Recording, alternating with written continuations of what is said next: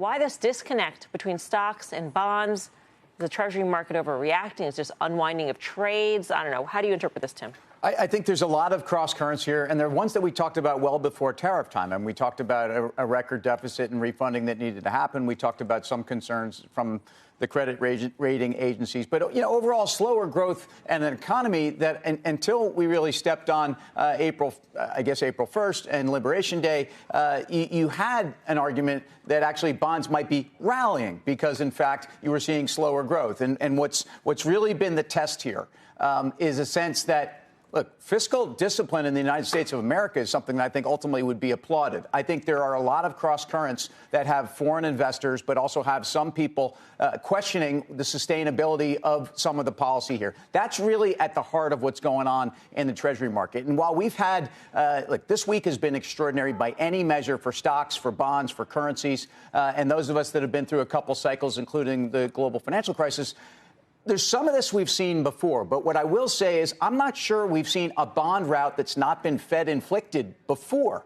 and a question whether there really was some change in the confidence level of the rest of the world on investing in the United States. That's what this week was about. And I think the reality is we are left with tariffs even after a pause on the 90-day. That leaves a lot of people concerned really just about the economy and where we are on an effective tariff rate. Yeah, I mean, you mentioned currencies, but decline in the dollar since Liberation Day also very concerning when paired with this abandonment, seemingly, of treasuries at this point. Right. I mean, the Dixie hit just over 99, I think, at the low, closed higher than that, but down. I mean, I think, Tim, it's so many cross currents. And I agree. You'd think that data from today would have been supportive for the 10-year.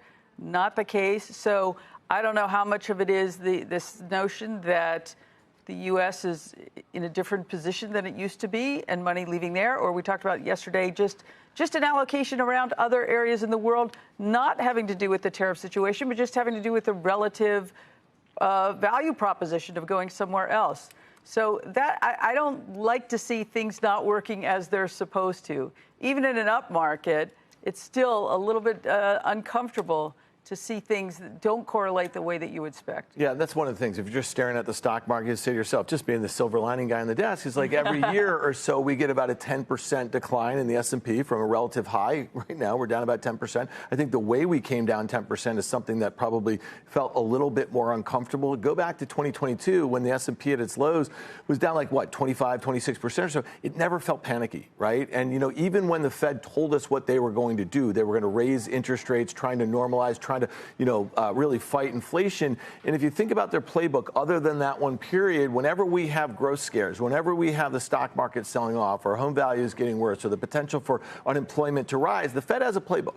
And the playbook is to lower interest rates, right? And we saw that back in 2018 in the Q4 when the stock market sold off 20%. There were global growth scares. The Fed had been trying to raise interest rates. They got Fed funds up to 2.5%. And what did they do? They pivoted, right, in 2019. And then we got all of that back. And I think a lot of the economic data kind of stabilized. Well, they don't have that ability right now. And to what these guys both said, I mean, they're kind of like in a pickle here because we haven't seen this sort of arrangement in a long time. And I'll just, Guy's not on the desk today, but he's been talking about this for a very long time. He's been contrarian about, rates and the direction in which he thought they were going to go. The other point I'll say is that, we got $9 trillion of debt to roll this year. So think about that in this sort of environment. That could be a really difficult situation when you think about our debt service and what it is relative to other expenditures. It's more than that of our defense budget and the like. So this is not going to go away, I don't think, anytime soon.